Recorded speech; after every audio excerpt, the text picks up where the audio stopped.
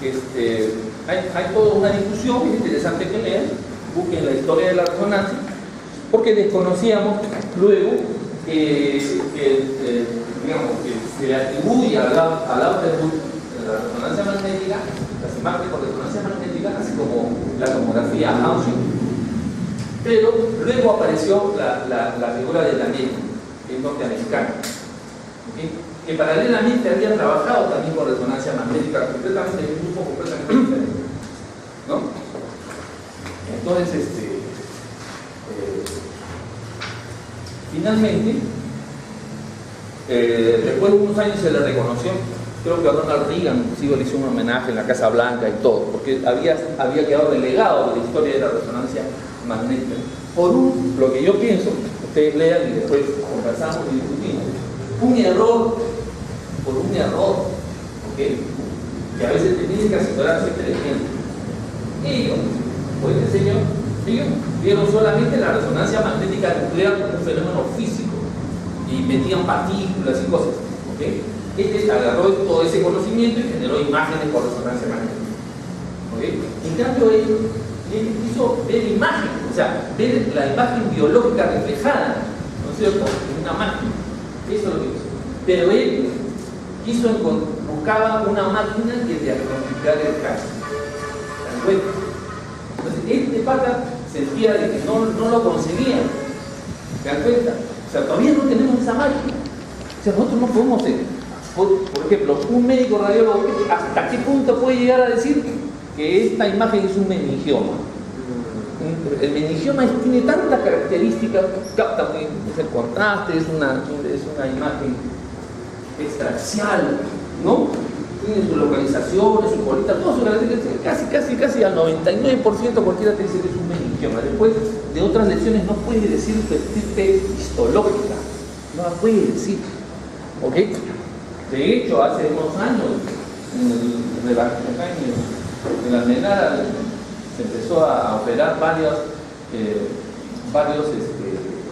granulomas tuberculosos que eran ¿cómo se llama?, confundidos con gliomas, ¿okay? Debido al alto índice de tuberculosis que tenía el país. No, es un tumor, acá habrían y era.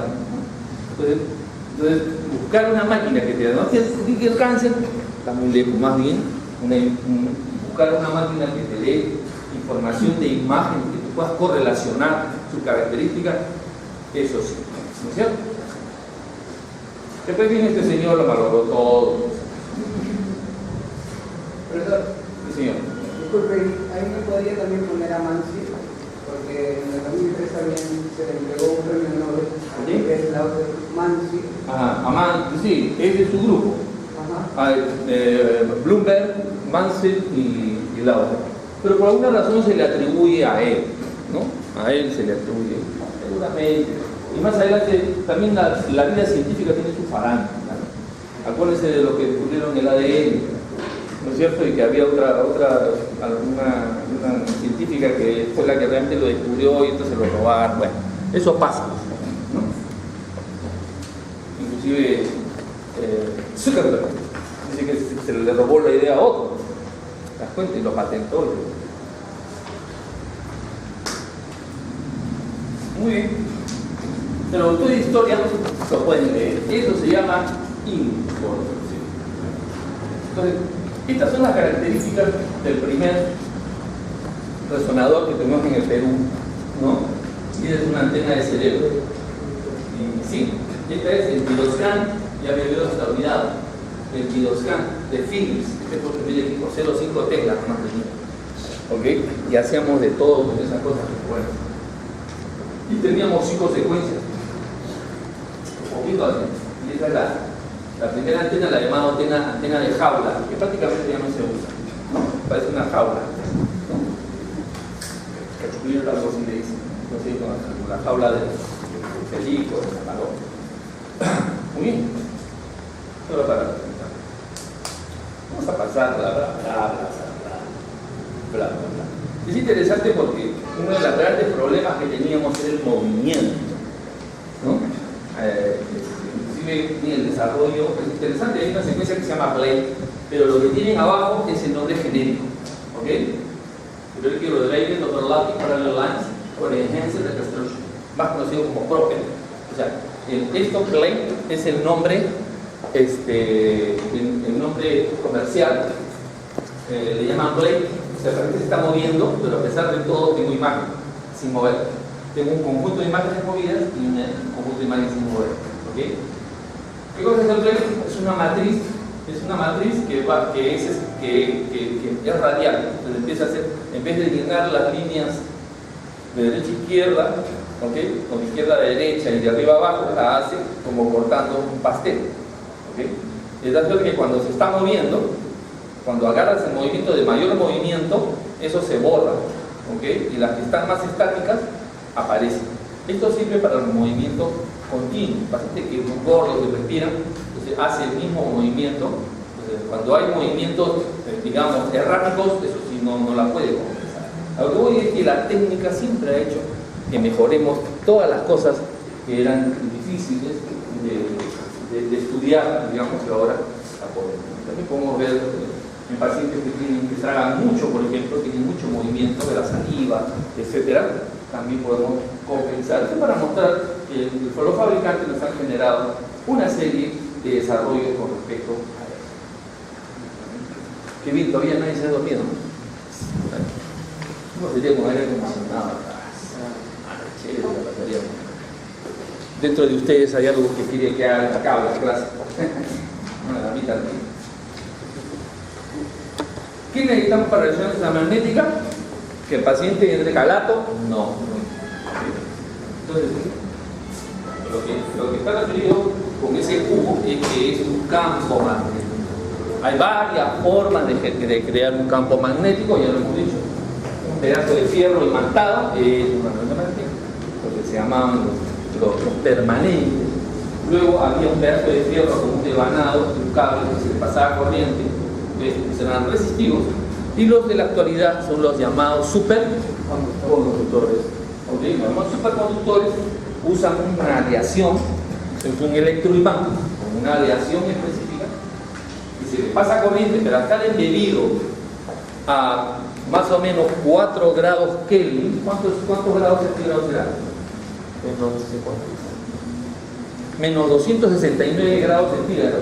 ¿Okay? Más o menos a ese nivel, los electrones pasan por los cables como por un tobogán sin resistencia, de tal suerte que pueden, a la vez este movimiento, este campo eléctrico puede generar un campo magnético bastante estable.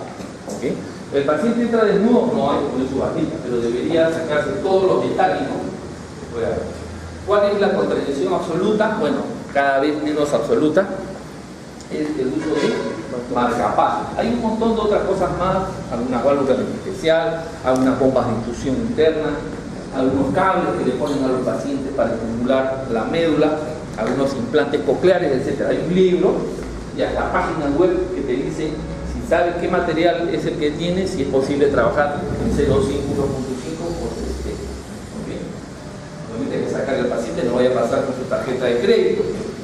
No le va a pasar nada a él ni a sus tarjetas, pero sí se van a borrar toda esa información. Un clip puede ser, esos clips pueden ser peligrosos. Pones un clip, la carga la máquina, el paciente sale y ¿no? lo raya ahí, ¿no? Se hace un juicio de la palabra. Muy bien, todo lo metálico uno tiene que estructurar. Felizmente ahora ya tenemos metales como el titanio o el aluminio, o sea, las camillas, los parantes. Que ten cuidado, si ustedes ven cosas metálicas ahí, tienen que preguntar si esas cosas metálicas son compatibles. En nuestro centro tenemos una camilla, tenemos una silla de ruedas que aparentemente es de las comunes, pero está construido sin elementos ferromagnéticos para hacer algo. Hace un par de años, en el 2 de mayo, se dejó, bueno, el día lo dejó al paciente ahí, bueno, y los demás son de fierro, ¿no? O sea, tira de ruedas, ¿no? Lo dejó ahí, no sé qué, creo que lo empujaron o lo movieron un poquito y el pata se fue de frente, ¿no? Es un 3 Tesla. O sea, el agujero lo jaló y lo puso así. Pero la silla lo estaba llevando al gordo. El pata gritaba, ¿no es cierto? Estaba gritando. el tecnólogo tuvo que hacer el quench. ¿Qué cosa es el quench? Es algo que ustedes nunca deben hacer. Así nos dicen, ¿no? Acá tiene, pero nunca lo toco. Pero hay que saber. Pueden ver, en este caso tuvo que hacer el quench. ¿Hay que hacer el quench? Parece que el helio, que es el criógeno, el que mantiene a esa temperatura de menos 4 de 4 grados Kelvin, está en estado líquido, ¿ok? Eleva su temperatura cuando se pone en estado gaseoso. Entonces lo que se hace es pasar de estado líquido a gaseoso con el cuenco, se va todo el gas con una chimenea específica que se deconstruye y se desmagnetiza. Levantar el campo te puede costar entre $5.000 y $15.000, ¿ok? Así que mejor no toques eso, te la van a cobrar, ¿ok? Así que hay que tener esa medida de seguridad. Te van a ver en la puerta qué cosa puede entrar, qué cosa no puede entrar. ¿Okay? Yo ya al comienzo malogré como 3 relojes, empecé a trabajar. Los relojes que son digitales pero tienen la parte mecánica, esa se magnetiza y ya no sirve. Se magnetiza toda y ya no sirve más, ¿no? El resortito ese que tiene. ¿Ok? En los digitales se puede borrar la información. Un celular se puede jalar, también se puede borrar la información. ¿Ya? Así que hay que tener eso cuidado. Balones de oxígeno. Acuérdense que los balones de oxígeno a veces vienen con pacientes de una ambulancia. Y el paciente tiene oxígeno y no sé, por una razón, si no sé, los enfermeros, que sé los camilleros, siempre lo ponen debajo de la frazada, o a veces está por debajo de la camilla. Entonces, ¿qué tienes? Mirando ahí. ¿Ok? Revisando, sacando. Ya 500.000 accidentes han pasado a nosotros también nos ha pasado con esto de oxígeno. Entonces, cuando tienen un centro de resonancia, tengan cuidado, pregunten cada acción, no hagan locura. Oye, pásame tal, no, momentito, esto puede pasar, no puede pasar. ¿Ya? Muy bien. Entonces al paciente hay que sacarle todo eso. Entonces es una broma, por supuesto, pero eso sí ha sucedido varias veces. A nosotros nos ha pasado de oxígeno así. Y en otros centros ha pasado cosas peores. Una enfermera entró con una tijera, estaban sedando un bebito y la tijera lo atravesó por la mano. Un policía entró con un arma de fuego y disparó, porque no mató a nadie y hizo hueco a la pared. ¿Ok? Ahora vamos a ver ciertas características que tienen estos gabinetes. A diferencia del blindaje que tenemos en el tipo de radiación y tomografía, el plomo, que hace que no, cuya función es evitar que la radiación salga del cuarto, nosotros tenemos lo que se llama la jaula de FAT, ¿okay? Que es un blindaje, ¿okay? De cobre. ¿Para evitar qué cosa? Para evitar la radiación electromagnética de la cual estamos inundados. ¿Okay? Por eso siempre digo, busquen mi Facebook, Néstor Teño Obregón, mi Facebook, y tengo mi fanpage, que se cree que yo nomás. Tengo mi fanpage que se llama Propuestas. ¿Ya? Pero miren ahí, el profesional de la salud tiene una obligación, adelante señor, con la comunidad. Tiene una obligación con la comunidad. Y veo que esa obligación no se está cumpliendo. Para mí es una vergüenza ver que una comunidad que está formado por todos, seguramente en esa comunidad, médicos, enfermeras, tecnólogos, ¿no? Químicos, físicos, todos, salen a tumbarse a la antena de celulares que van a poner las empresas, ¿no? Y con un apasionamiento, con una total ignorancia, ¿ok? Y que estoy seguro que varios de los que están acá están de acuerdo que la radiofrecuencia y esas antenas da cáncer, ¿ok? Entonces ustedes ya pues son científicos profesionales y en su propia familia y en su propio barrio, ¿ok? O comunidad o club o lo que sea, mantengan nuestro país es un país con una geografía maldita. ¿Se dan cuenta? Necesitamos más antenas, mejor comunicación para desarrollo. Claro, nunca dicen no, que se acaben las antenas de los celulares. No, llévatelo más allá. ¿No es cierto? No, bueno, sería coherente. Si da cáncer, desaparece, lo compadre, da cáncer. ¿Para qué lo queremos? Algo que da cáncer. desaparece. No. Llévalo más allá, porque yo todavía quiero chatear. ¿No es cierto? Entonces, gente que en Puno, pobre señor, dio su casa para que una empresa ponga una antena y lo lincharon al hombre. Una total locura. Hay 5.000 estudios en el mundo acerca de ahora, digamos, las ondas de radio hemos tenido por años. Inclusive las estaciones de radio, la misma televisión existía. ¿Quién hablaba de eso? Es decir, cuando vinieron los celulares y vieron las antenas, a un pendejito se le dio, la gente se le para la cocinada. Entonces, inclusive yo he estado discutiendo con un ingeniero electrónico que hace eso, te vende protectores que lo pegas en tu celular y eso absorbe la energía, entonces no te cae a ti. También te vende un sistema para tu casa, él viene y te instala en los lugares donde hay mayor radiación de radiofrecuencia, te pone y te protege. Entonces vende ese pato. Y esos son los que desarrollan todas estas ideas. Tenemos una tarea, ¿ok? Una tarea que tienen ustedes para hablar tal vez en esa conversación como que no está mal, no existe eso, no da cáncer, ¿ok? Ni ninguna otra enfermedad, ¿ok?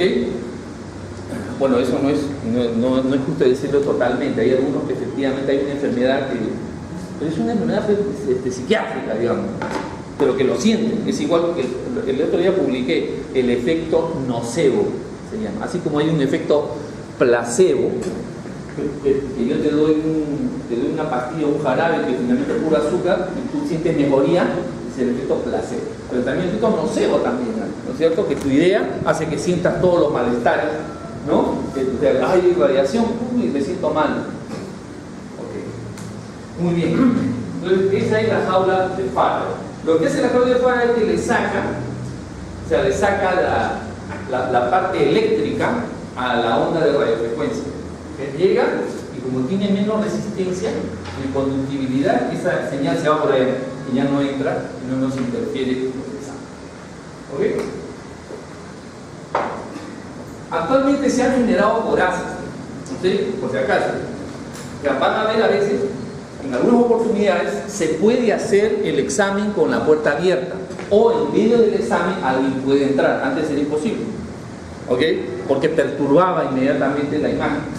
Lo que pasa es que ahora hay una jaula, digamos, entre comillas, una jaula de Faraday cercana ya al equipo, ¿ok? Que a pesar, pero eso sí, te sale un mensaje, o sea, en el Philips o en Siemens sale la letra D. O sea, cuando en tu imagen sale una letra D de puerta, de puerta, eso significaba que en medio del examen alguien entró. Puede pasar, te estás sedando, mientras algo, el paciente te puedes abrir la puerta y a veces puedes continuar con el examen. Si eso no es una cosa. Lo que está poniendo acá son las llamadas antenas que tienen digamos, la misma función de una antena receptora, ¿okay? Una antena receptora de radio, de televisión, o algo muy parecido a eso. Y lógicamente toma formas anatómicas, cada vez se han especializado más, tienen la forma de la cabeza, tienen la forma del cuello, ¿ok? Inclusive ahora, parece que, no sé si Yendra o Siemens han sacado una manta, es una manta prácticamente, se la ponen encima y ya tiene un montón de pequeñas antenas y además te detecta el latido cardíaco, la respiración, la presión arterial, etcétera, etcétera. Cada vez más estamos más armados respecto a eso. Entonces acá tenemos el prototomo, ¿no es cierto? Que mucho que el núcleo hidrógeno ahora se llama prototomo, ¿ok?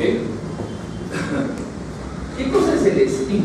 En esto quiero hacer una pequeña charla, primero incentivar a los docentes a que avancen un poco, no voy a decir que se vuelvan físicos, digamos, pero tenemos también una obligación desde el punto de vista de nuestra formación a investigar algo más de la física actual, ¿okay? De la física moderna. Nosotros debemos tener nociones de la teoría de relatividad, de la mecánica cuántica, tener algunas nociones, no sé, completamente. Hay, lógicamente, no sé que ustedes son expertos en eso, pero algunos dominar conceptos interesantes. Yo estudiaba con un amigo que era físico, estudiaba física, estudiante en esa época, de física pura. Entonces digo, oye, estoy interesado en la teoría de la relatividad. Sí, me dice, todo es relativo. Un momentito. En la teoría de la relatividad todo es relativo menos qué? La velocidad de la luz. Todo es relativo menos la velocidad, ¿no? Entonces los invito a que ustedes pasen por eso. Hay una serie de libros que no tienen mucha fórmula, muchas cosas. Es interesante que ustedes dominen eso. Un poco de mecánica cuántica. Y eso tiene que ver, lógicamente, con algunos conceptos. El spin nuclear es una característica de la mecánica cuántica para mí. ¿Okay? Que es interesante porque lo relacionamos con un movimiento. El movimiento está relacionado con la mecánica cuántica.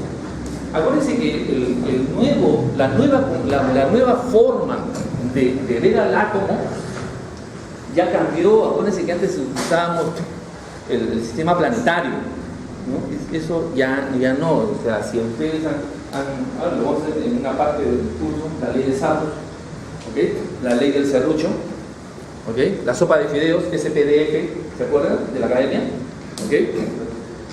Entonces el átomo ahora es visto como niveles energéticos, como un sistema energético que tiene ciertos niveles, ya no como ese anterior, ¿no? ¿Okay?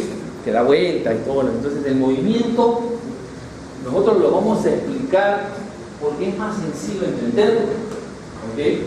Si bien es cierto que el fenómeno del spin nuclear es un fenómeno de la mecánica cuántica, la resonancia magnética más bien es de la física clásica, ¿okay? Entonces, en un tiempo tan corto no podemos, digamos, ser tan minuciosos con respecto a eso, pero lo que sí más me interesa es que quedemos con una idea clara, ¿okay? Los científicos no buscan la verdad, lo que buscan son modelos, ¿ok? A veces es inescrutable. ¿Quién ha visto un átomo? ¿Tú has visto? ¿El otro día? No. Un electrón. ¿Quién ha visto un electrón? Entonces ves cosas parecidas, una chispa, por ejemplo, que finalmente es un pedazo de metal incandescente. Entonces, ¿qué tenemos que hacer? Encontrar un modelo. Ese modelo, a veces es muy complejo, pero podemos encontrar un modelo no tan complejo y que nos dé algunas respuestas para manejar los conceptos que vienen después.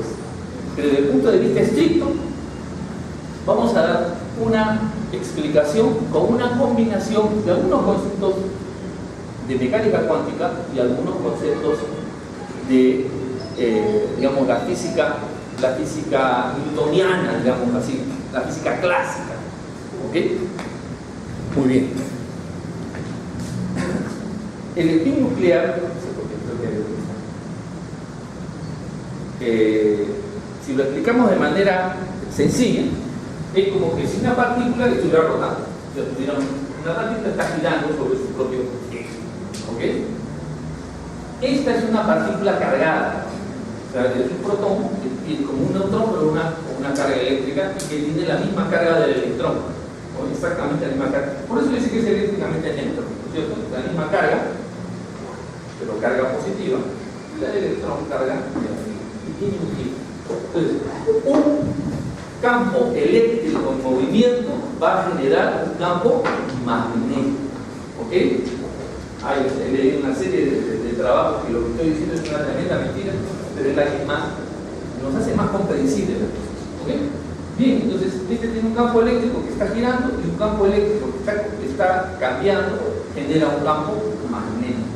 ¿Ok? Entonces, por eso te dice que el spin nuclear es una característica de las partículas que finalmente nos sirve para generar resonancia. ¿Ok? La resonancia, podemos tener una idea de resonancia. Más adelante vamos a ver de una manera más científica qué cosa es la resonancia. Pero tiene que ver con sistemas energéticos en equilibrio. Yo tengo dos partículas, ¿no es cierto?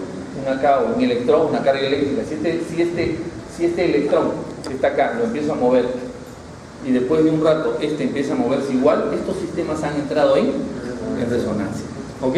Pero en el medio hay un intercambio energético, que ahora lo vamos a ver cuál es. ¿Ok? Muy bien.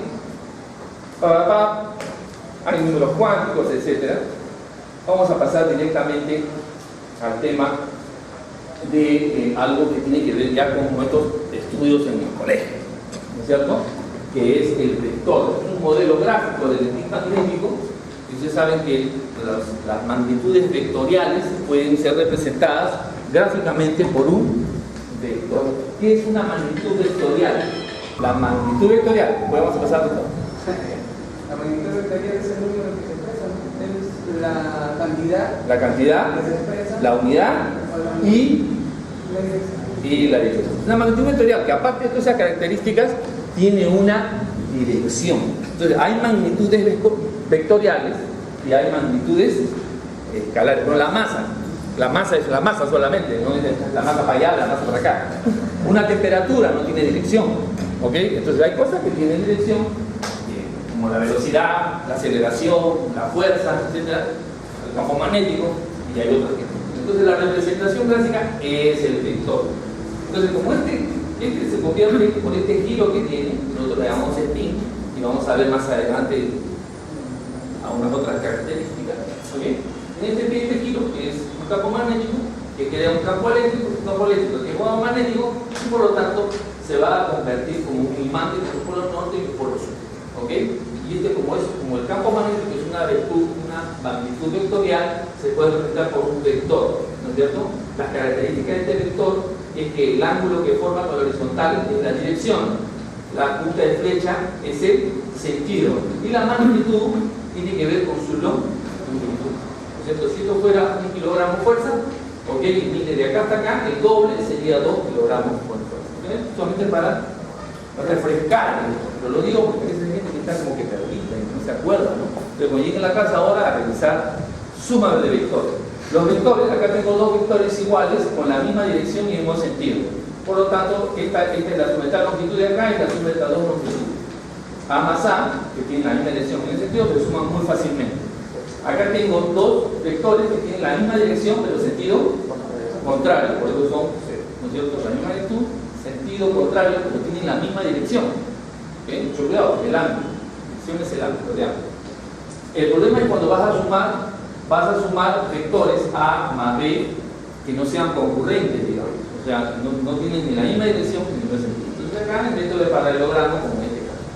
¿Ok? O también podemos usar el método de la descomposición vectorial. O sea, lo que hacemos es este vector rojo tiene una proyección en el X, otra en el Y, el verde es una proyección en otra Y, entonces ya tenemos acá en la misma dirección, el mismo sentido, y en el mismo sentido, y luego podemos aplicar el método de paralelogramo o usamos el teorema de exactamente. Muy bien. ¿Está muy rápido? Está todo sencillo. Pasó ahí. No hay nada. Ahí está. Muy bien. ¿Solamente se puede hacer resonancia con los núcleos de hidrógeno? No. Se puede hacer resonancia con cualquier otro núcleo, pero que tenga ciertas características. ¿Okay? Realmente todas las partículas, tanto los protones como los neutrones, tienen spin. ¿Ok?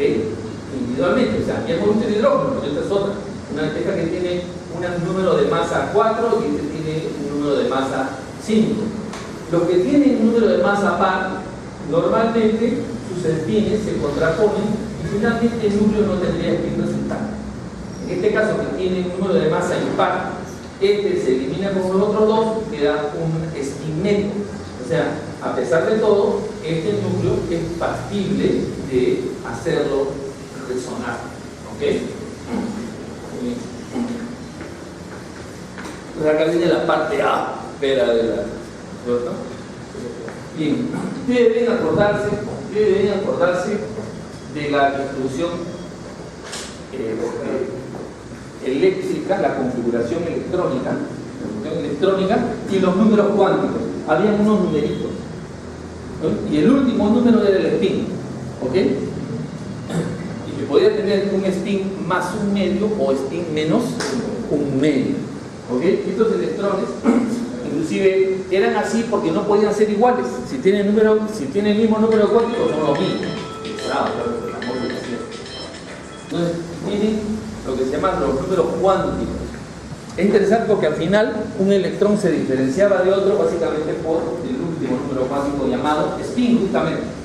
¿Ok? ¿Y por qué? Porque normalmente ellos se encuentran en unos orbitales donde existen dos y tienen generalmente spines uno paralelo y otro antiparalelo. De la misma manera, las partículas en el núcleo también pueden ser distribuidas de esa forma, ¿ok?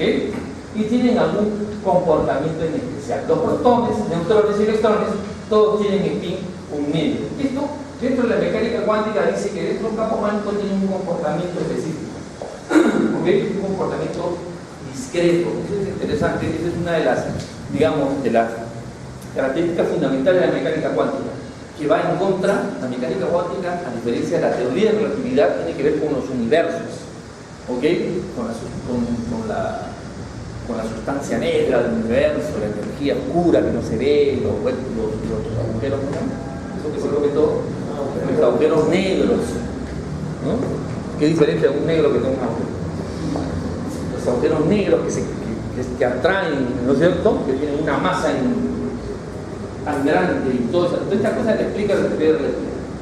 Pero las cosas pequeñas, las partículas pequeñas, tienen un comportamiento tan anómalo que no se puede explicar por la teoría de la relatividad y necesita una física en especial, la mecánica cuántica, que va en contra del sentido común. ¿Ok?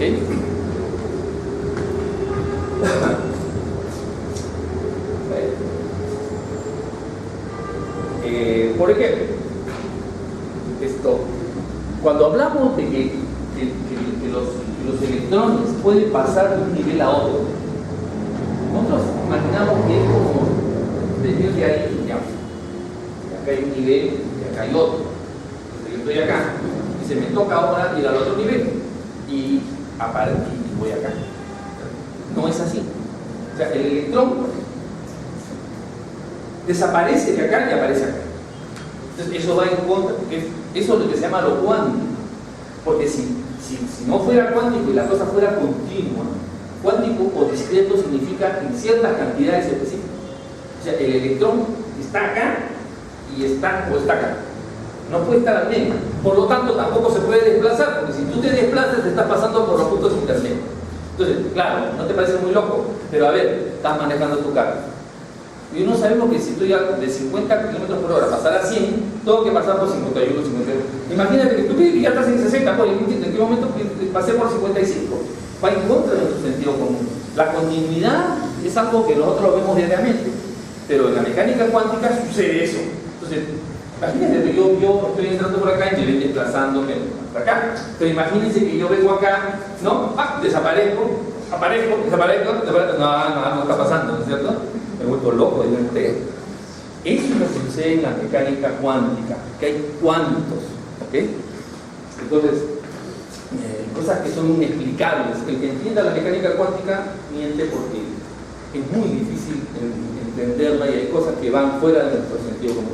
La teoría de la relatividad también, pensar que el tiempo es relativo, pensar que el tiempo relativo es algo que hasta que yo no lo comprobé, hasta que no leí, estudié, no. ¿Ok? Por un librito que se llamaba La teoría de la relatividad de un ruso. Tenía 60 páginas. ¿Sabe cuánto me demoré en leerla? Un año. Ese. Para eso me compré 10 libros más. O sea, para poder entender todo lo demás de la física. Pero finalmente entendí qué significa la relatividad del tiempo. ¿No es cierto? Bueno, siempre lo voy a intentar. Entonces, como algunos conceptos interesantes, al final siempre quedan. En la resonancia magnética del hidrógeno es el núcleo más frecuentemente usado por partes debido a la gran abundancia. Ahora ven las características para elegir a eso. En los tejidos biológicos. Otros núcleos tales como el carbono 13, miren, carbono 13, flúor 19, sodio 23. ¿Qué característica cómo tienen en común a ellos? Que son número de masa, por eso tienen spin. Al tener spin puede hacer resonancia magnética con ellos. Tiene un spin nuclear dentro y puede generarse con ellos imágenes relacionadas. Sin embargo, ellos son mucho menos abundantes que el hidrógeno, que los tejidos biológicos y requieren un equipo especial. O sea, no puede hacer resonancia de otras cosas en los tipos. Todo está sincronizado para el hidrógeno. ¿Ok? Acá tenemos varias características de diferentes núcleos y, por ejemplo, la abundancia relativa. Por ejemplo, en el tejido biológico, ¿no? Claro, hay otros carbono, tiene más, hay más en el cuerpo que el hidrógeno. ¿Okay? El hidrógeno tiene una gran cantidad relativamente con respecto a otro. ¿Okay? La sensibilidad relativa, cuando hacen resonancia, estos generan algunas señales que son mejor o peor detectadas. Y esto también tiene una buena sensibilidad relativa, comparativamente a otros núcleos. ¿Okay? O sea, cuando los hacen resonar, sale una señal y esa señal tiene suficientemente fuerza para ser captada. Y la constante filomagnética, ¿okay? Que es la relación entre el campo magnético y la frecuencia de precesión que vamos a ver más adelante. Lo vamos a explicar con mucha claridad esta parte que me parece muy interesante. Estamos dando una vistazo. ¿Okay? Vamos a entrar de frente a la cosa. ¿Qué pasa magnetizando una muestra? ¿Qué pasa cuando no estamos dentro de un campo magnético intenso? En este momento, ¿estamos dentro de un campo magnético o no? El campo magnético de la Tierra. ¿De cuánto es más o menos el campo magnético de la Tierra? ¿Poco? ¿Mucho? ¿Ah? Mucha gente confunde el campo magnético de la Tierra con el campo gravitacional. Son cosas diferentes. La masa de la Tierra, comparativamente a todo lo que está encima, es tan grande que nos mantiene pegados a ella. ¿Okay? Es el campo gravitacional. Es intenso, muy grande. ¿Okay? Y hace que a pesar del movimiento que tiene la Tierra, sigamos pegados acá. A la velocidad que se mueve la Tierra, deberíamos salir disparados. Pero el campo gravitacional, el campo magnético existe y es más o menos alrededor de un Gauss. ¿Okay?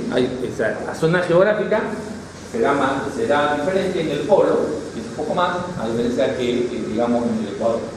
Y en distintas zonas geográficas hay diferente intensidad. Un Gauss. Ahora, ¿qué cosa es un Gauss? Nadie tiene idea, siempre hay que comparar.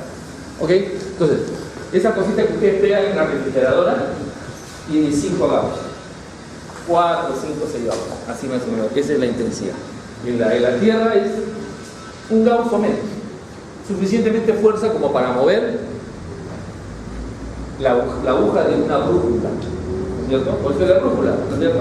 La brújula convencional, que tiene esta agujita ahí y que siempre está mirando para el norte, ¿no es cierto? Esa es la fuerza que tiene, ¿no? Que siempre hace, tú te vas para allá y está el norte para allá, siempre mantiene la agujita para allá. Esa es la brújula y esas son las cantidades. ¿Ok? Tienes un campo magnético bajo, o súper bajo, casi no lo ves. Nosotros apreciaríamos el campo magnético probablemente si viviéramos en Alaska, en Groenlandia, y veríamos, por ejemplo,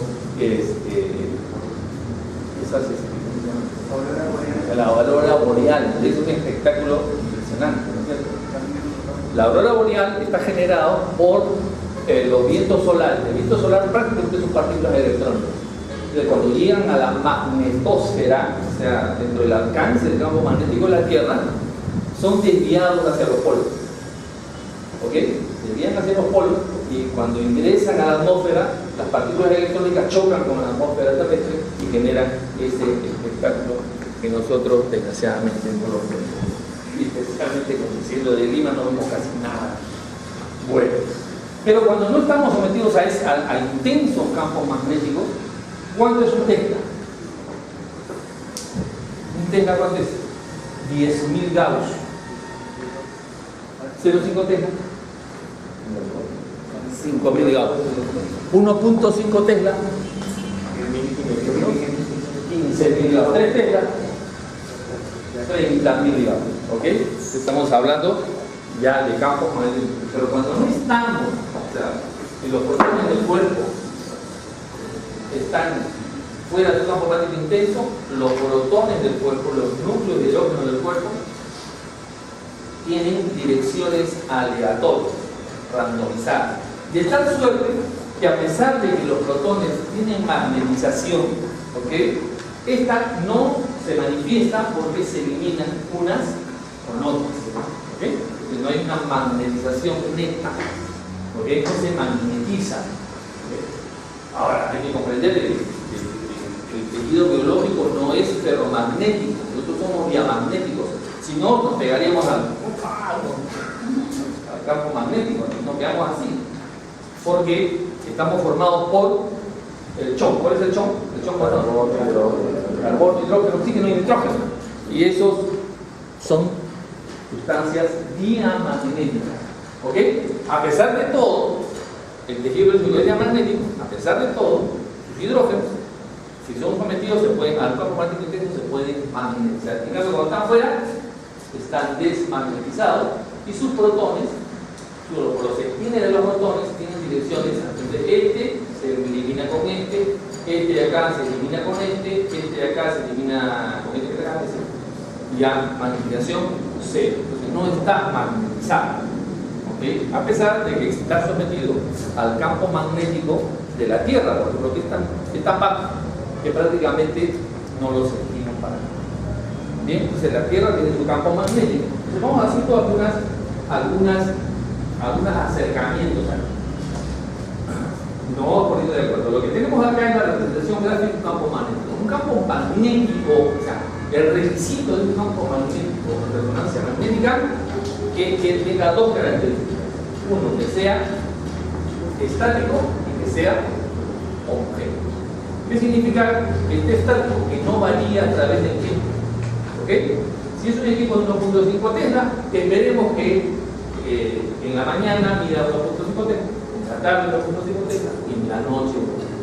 Durante un examen de resonancia magnética, el campo magnético sea de 1.5 Tesla siempre. ¿Ok? Entonces está homogéneo, es que a la entrada del túnel, al medio del túnel, el otro extremo del túnel, mida 1.5 Tesla en un campo homogéneo. ¿Cómo se representa un campo homogéneo? Con líneas paralelas y equidistantes. Líneas paralelas y equidistantes. Fíjense que el campo magnético de la Tierra simplemente no es estático porque varía y además no es homogéneo. Fíjense que acá hay líneas de fuerza, ¿ven? Acá las líneas están más juntas, por lo tanto el campo magnético es más intenso en los polos, y acá más separadas, por lo tanto el campo magnético es más bajo en el ecuador. ¿Ok? Pero el campo magnético de un resonador tiene que ser estático y homogéneo. Otra convención que vamos a verlo durante todo el curso, ¿ok? Es el eje Z. El eje Z coincide con la dirección del campo magnético. En este caso vamos a usar el campo magnético local, generalmente como B mayúscula sub 0. Más adelante vamos a ver esa notación, o en los libros lo pueden encontrar. ¿Okay? Cuando ponen B1 se refiere al campo magnético de la radiofrecuencia. Desde 0, B sub 0 es el campo magnético estático del resonador. Muy bien. Entonces, el eje Z coincide con la dirección de las líneas del campo magnético. ¿Okay? En un túnel generalmente tiene la dirección longitudinal. Si tú estás dentro del túnel con tu cuerpo echado, entonces el eje longitudinal del cuerpo coincide con las líneas de fuerza de ese magneto. ¿Okay? Y a esa dirección le llamamos eje Z. Eje Z. ¿Okay? Entonces, todos los planos perpendiculares al eje Z se va a llamar plano X. ¿Ok? Entonces, ven, varias convenciones hemos hecho, ¿no? Pasé la primera clase, vamos bien. El eje Z coincide con el campo magnético principal en su dirección y los planos perpendiculares al eje Z se llaman planos X. Planos X. ¿Ok? Bien.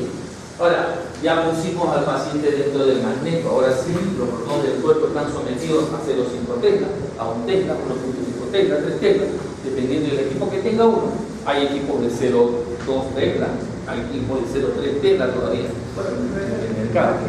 ¿Por qué varía la intensidad del campo magnético? ¿Por qué varía en el sentido de que por qué lo compran o por qué, o qué hace que varíe? Para qué utilidad yo, por ejemplo, claro. Comenzando que un equipo de menos intensidad es más barato, ya arrancando, no va por ahí, ¿ok? Es mucho más barato. Las instalaciones que necesitas son más grandes, los requerimientos técnicos son mayores. Es evidente que ahí existe una relación entre la intensidad de campo magnético y la resolución señal-ruido. O sea que las imágenes, para decirlo de manera coloquial, son mejores que, digamos, entre comillas, en equipo de alto campo magnético que de bajo. Eso no quiere decir que sea el doble de bueno. Eso es, muchos meten la pata ahí, me compré una de 3 teclas. Entonces es más rápido, es el doble de rápido que, o las imágenes son el doble. No. Y en ciertos aspectos también, porque también tiene sus artefactos propios del 3 teclas, que en los últimos años se ha venido solucionando a comparación de otros años. ¿Ves? Entonces generalmente comprate un equipo de 1.5 teclas y después cuando tengas ya tu gente, 3 teclas. Creo que vamos a hacer nosotros. Muy bien. Entonces, ya tenemos dentro del campo magnético intenso al paciente, por lo tanto sus protones van a sentir ese campo magnético y van a alinearse en primer lugar con el campo magnético principal. Todos se alinean con la misma dirección del eje Z, ¿ok? ¿No? Del campo magnético principal, pero no todos con la misma dirección, ¿ok? Van a encontrar una serie de artículos científicos que van a decir que usted lo que está enseñando está mal desde el punto de vista estricto de la física, ¿ya? Pero eso no estamos en un punto de física, ¿ok? Pero si alguien quiere explorar más del tema, también podemos hacerlo, pero nos demoraríamos más y tendríamos que usar un poquito más de matemáticas, ¿ok? Entonces acá es más sencillo de la manera como lo estamos. Lo que dicen, el licenciado me ha explicado de una manera, está loco. Si te encuentras con un físico, te va a decir, oye, está loco. No estoy loco, yo sé lo que estoy enseñando, pero digamos, para fines de nuestro curso, si queremos discutir cómo hacer hasta una conferencia específica sobre la mecánica cuántica, también la puedo hacer. Bien, entonces, lo que pasa es que casi, si hubiera 1 millón de protones, prácticamente 500.000 van a tener la misma dirección y el mismo sentido que el campo magnético principal.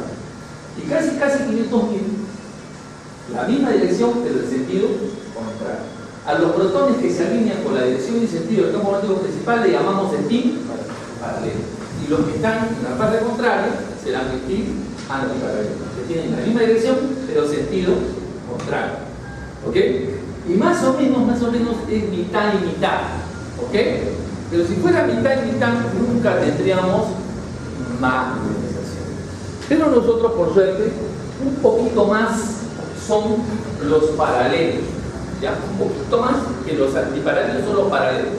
Entonces, en esa pequeña diferencia se genera una magnetización neta que es pequeña, pero suficiente para generar las imágenes de resonancia. ¿Ok? Ok, a ver, me había olvidado una cosa muy importante. Que es los 3 pasos fundamentales de la formación de la imagen de resonancia magnética. ¿Ok? Lo muestro acá ahorita. La magnetización, la excitación y la relajación. ¿Ok? En esta fase, ¿qué estaríamos? En la magnetización, la primera fase. Estamos en la fase de la magnetización. ¿Ok?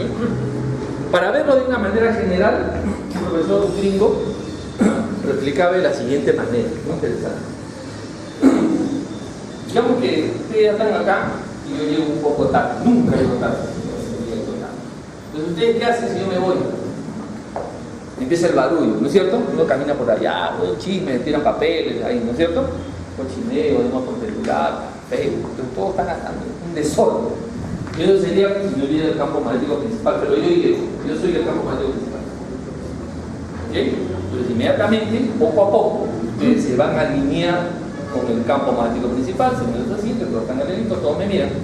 Y esa sería la primera fase, la fase de magnetización. ¿Ok? Pero sucede, como ha sucedido. Pero digamos que en este momento que estamos todos concentrados, que nos ha gustado el curso, qué bonito, ¿no? Qué simpático el profesor Tenio. Estamos todos concentrados, entra una alumna. Digamos que entra así, ¿no? Con su escote así, y faldita, una arreglada ahí, ¿no es cierto? Entonces ella entra y el profesor no va a pasar, ahí está salvo yo. Entonces en ese momento, ustedes en vez de escucharme, ¿qué hacen? Tal vez empiezan a mirar porque los hombres la miran y las mujeres también, ¿no? Que regia está esa perra, ¿no es cierto? ya te dicen, ¿no? ¿Ok? Entonces, esa fase, pues salieron ustedes del equilibrio, ¿no es cierto? También nosotros, por un momento, a pesar que yo estaba presente en el campamento principal, ¿no? Entonces, esa fase se llama de excitación, por supuesto, de excitación. Estamos excitados. Y muchos la están. Hay otros que, inclusive, algunos de los protones, o sea, ustedes la seguirán mirando nomás, ¿no? Otra chica, sí, ya. Y se van alineando poco a poco nuevamente con el campo magnético. Esa sería la fase de excitación. ¿Ok?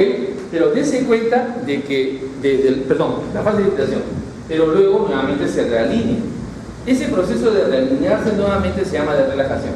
Y verán ustedes que cada persona volverá a la atención de manera diferente. Alguien lo hará muy rápidamente y otros lo harán muy lentamente. ¿Ok? Entonces, en esa característica está la diferencia, por lo que se llama el arte, o lo que se llama la resolución de contraste. Eso se llama los tiempos de relajación. Eso no quiere decir que, haciendo un paralelismo con algún otro sistema de visualización, la cantidad es importante también. ¿Ok? O sea, si un tejido tiene más protones, dará más señal. Los tejidos que tienen menos protones, o sea, aquí vimos el aire tiene poca protones. ¿Qué es lo que tiene el aire? ¿Qué es lo que más tiene el aire? Oxígeno, como mancha de oxígeno. Tiene nitrógeno, tiene argón y tiene un poquito de hidrógeno. ¿Ok? Entonces, debido a eso, el aire no da mucha. ¿Se dan cuenta? Entonces, también, inclusive hay una secuencia que se llama de densidad protónica, así se llama la secuencia, y que recoge las señales de los tejidos de acuerdo a la concentración de núcleo de hidrógeno que tenga. ¿Ok? Pero esa no me da mucha resolución de no puedo definir bien con eso, tiene sus utilidades. Pero la que generalmente me da más información de las diferencias entre todos es el tiempo de relajación, que es el diferente tiempo, ¿no es cierto? La chica las excitó a todos de manera diferente. Y algunos inmediatamente se alinearon con el campo magnético principal, se relajaron rápidamente, y hay otros que se relajan más lentamente. Estas diferencias recogidas así, generadas en una computadora, nos va a dar un matiz de grises diferentes, que nos va a dar una imagen inteligible y un corte anatómico, como vemos más allá. ¿Ok? Me había olvidado esa parte, pero ya lo retomamos. Seguimos en la parte de magnetismo. ¿Ok? Acá hay una parte interesante, que es lo que yo llamo, que va en contra del sentido común, ¿no? Porque los protones paralelos, que son un poquito más que los antiparalelos, fíjense que están apuntando hacia arriba, pero ellos se encuentran en un estado de energía menor. En cambio, los antiparalelos, que son un poquito menos, tienen un nivel de energía mayor, pero están apuntando hacia abajo. Y efectivamente se dice spin up, le llaman a y spin down. Pero el spin up, estos que están acá, tienen menos energía. O sea, el estado fundamental de la naturaleza siempre tiende a menos energía. Ustedes saben de que por la altura, por ejemplo, yo estoy acá y tengo un cierto nivel de energía relativo a la altura. Cuando estoy acá, tengo más energía. ¿Vale? Ahora, ¿qué pasa cuando yo camino acá? ¿Ok? Si el sistema fundamental no mantendría una baja, hay una tendencia normal y natural de una baja energía, cuando voy acá me iría caminando por el aire o me iría hacia arriba. Pero ¿qué pasa cuando camino acá? Inmediatamente bajo. ¿Ok? O sea, ¿por qué? Porque la tendencia es a que los cuerpos busquen un nivel más bajo de energía. Entonces, lo normal y natural, digamos. Pero entonces estos protones que están acá para tener esa posición es porque tienen un poquito más de energía. Fíjense que va en contra del sentido. Estos están apuntando hacia arriba, son más, pero su nivel de energía es menor. Estos son menos, apuntan hacia abajo y su nivel de energía es mayor. ¿Ok? Muy bien. Y ahí, aquí viene el juego de la resonancia. ¿Ok? El juego de la resonancia básicamente es el cambio del estado. Ok, hay unos dos cosas acá, estado de energía acá y estado de equilibrio. ¿Qué significa estado de equilibrio? Que cuando pones al paciente en tu campo magnético, inmediatamente no todos los protones se alinean, o paralelos, antiparalelos, sino que es un proceso que toma un tiempo. ¿Ok? Y no es un proceso estático, ¿ok? Sino que como una foto. Entonces, en un momento este antiparalelo se vuelve paralelo. y esta es paralelo sobre paralelo, y van subiendo. Al comienzo tienen diferencias muy grandes, pero después se estabiliza. Hay tantos que bajan como tantos que suben. Por lo tanto, la diferencia se mantiene. A eso se llama el estado de equilibrio. Ustedes ponen sodio y cloro, ¿no es cierto? Sodio y cloro, y después algún sistema que haga que la cosa fluya más rápido en una combinación, como es el calor, por ejemplo. Se pone sodio, en un momento tienen sodio y cloro, ¿no? Pero lo van mezclando y le ponen calor, entonces en un momento va a haber un poquito menos de sodio, un poquito menos de cloro y un poquito de cloruro de sodio. Después van a tener un poquito más de cloruro de sodio, menos de sodio. Y hay un momento en que el cloruro de sodio también se separa y se va uniendo, hasta que en un momento se mantienen las concentraciones de sodio libre, de cloro y también cloruro de sodio. En ese momento hemos llegado al equilibrio. En este caso, el equilibrio químico. A esto se llama el estado de equilibrio. ¿Ok? Bien. Esta es la parte en la cual dicen, chaquepaque de la clase. Ya empezamos a matemáticas. Se van corriendo todo. ¿Te gustan matemáticas o no? No. Okay. Bien. Siempre dicen que sí, pero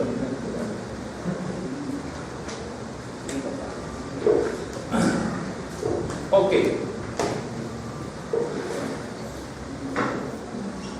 Miren, acá hay otro, mira, tenemos varios conceptos. Aquí hay un concepto interesantísimo que es fundamental. Si vas a estudiar resonancia semántica, tienes que saberlo y conocerlo. Se llama la frecuencia del átomo. ¿Ok? La frecuencia del átomo. ¿Qué significa la frecuencia del átomo? Que los protones, en realidad, no están paraditos. ¿Ok? No están paraditos. O sea, el campo magnético no, sino que tienen un movimiento. Ya la gente ya no sabe. ¿Saben? ¿Alguien ha jugado con trompo alguna vez? La trompo guaraca. De acá ven bien, ¿no es cierto? Es el trompo. ¿Saben eso? Yo hacía así. Y la paré en la mano. ¿Ya? Okay. Y si ustedes al trompo que está paradito ahí girando, le empujan un poquito y empieza a tener ese movimiento tumbado, ¿no es cierto? A ese movimiento se le llama movimiento de precesión. Y eso es lo que están haciendo. Realmente los protones no están alineados ahí, sino están haciendo este movimiento. Los espines, digamos, paralelos. Los antiparalelos están hacia abajo. ¿Se dan cuenta? Y cuando pones una partícula dentro de un campo magnético intenso, puedo conocer la frecuencia de precesión. En una relación entre el campo magnético, ¿ok?, y la frecuencia de precesión, ¿ok? Esa relación se llama relación giromagnética. Eso es un número para cada protón, para cada núcleo, perdón, experimental. O sea, los científicos han metido partículas dentro de campos magnéticos diferentes, ¿ok? Y han visto que al variar los campos, ¿ok?, han variado también sus frecuencias de precesión, han medido y han encontrado una relación característica para cada núcleo de hidrógeno, para cada núcleo de cualquier átomo, ¿ok? Han puesto protones, neutrones, de hecho átomos, y los han medido.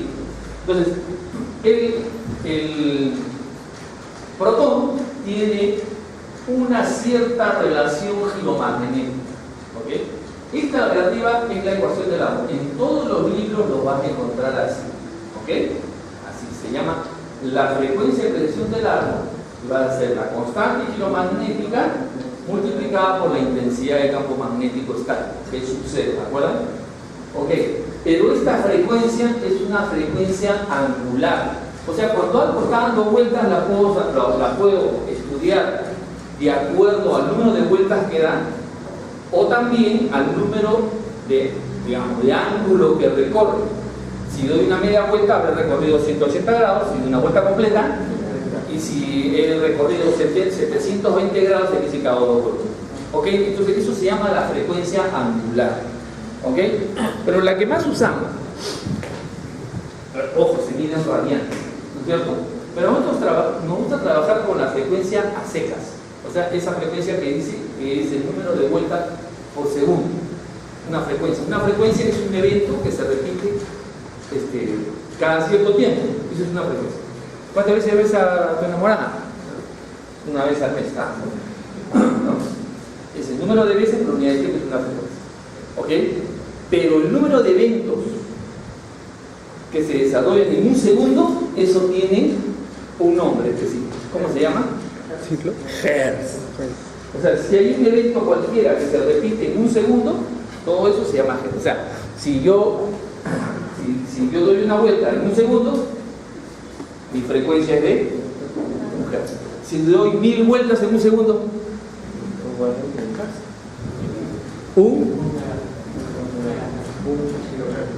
un kilohertz, 1000. Y si doy 1.000.000 de vueltas por segundo, 1 megahertz. ¿Ok? Muy bien, esa es la frecuencia que a mí me interesa, porque esta acá es una frecuencia angular, ya que te dice cuánto ángulo recorrido. Esto tiene millones de ángulos recorridos, por lo tanto, la frecuencia angular en realidad se mide en radianes, que tiene que ver con el arco, el radio. Bien, entonces para poder hacer ese intercambio de unidades, lo divido, una vuelta, que será una vuelta a 2pi, ¿no es cierto? 2pi. O 2 por 180. 2 por 180 es una vuelta. Entonces, si yo divido a todo esto, a la constante kilométrica, la divido entre 2pi, entonces esta frecuencia angular se vuelve una frecuencia a secas. ¿Está bien? Entonces, vamos a usar esta aquí. La constante kilomagnética, de acuerdo a la frecuencia angular, es de 267.53 MHz por tesla. ¿Qué significa? Que por cada tesla los protones van a girar 266.53 MHz. ¿Ok? Pero eso es con respecto a la frecuencia angular. Pero para volverla una frecuencia a secas la tengo que dividir entre 2pi. Si yo divido entre 2pi, aparece un número mágico que lo van a encontrar en todos los libros, que es 42.6 MHz por tesla. ¿Qué significa? Que un protón dentro de un campo de un tesla precesa a 42.6 MHz, es decir, precesa 42.600.000 veces por segundo. Eso significa. ¿Ok? Se puede correlacionar el campo magnético con la frecuencia angular. Eso es como se llama la frecuencia del arco. Vamos a ver lo importante que es. Pero para no hacernos tantas bolas en el cerebro, ¿ok? La frecuencia del arco y la constante kilomagnética del hidrógeno va a ser igual a 42.6 MHz. ¿Ok? ¿Con esto? ¿Qué significa? La constante kilomagnética de 46 MHz por cada tesla significa que en un campo de un tesla regresará 42.6 MHz. En un campo de medio tesla, la mitad exactamente, en un campo de 2 tesla, y así sucesivamente. ¿Está claro? Muy bien. Ahora, ¿qué es resonancia? Bla, bla, bla, bla, bla. Si yo puedo excitar ese sistema de baja energía y alta energía, ¿okay?, con algo externo, como por ejemplo una energía externa que es la que usamos nosotros para excitar a los protones, que es la radiofrecuencia, ¿okay?, la radiofrecuencia. Ojo, ¿qué cosa es la radiofrecuencia? A ver, ¿quién sabe? No, radiofrecuencia, ¿quién sabe? ¿Qué es una radiofrecuencia? ¿Qué es una radiofrecuencia? Ahí está, este señor ha venido acá para... Es algo parecido a las ondas de radio. Exactamente. ¿Y qué es una onda de radio?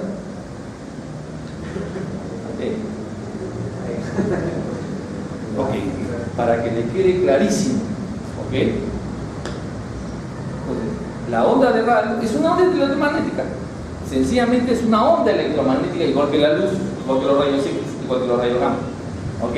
Igual que la radiación ultravioleta, igual que la luz visible, ¿ok? Solo que tiene un cierto rango de frecuencia.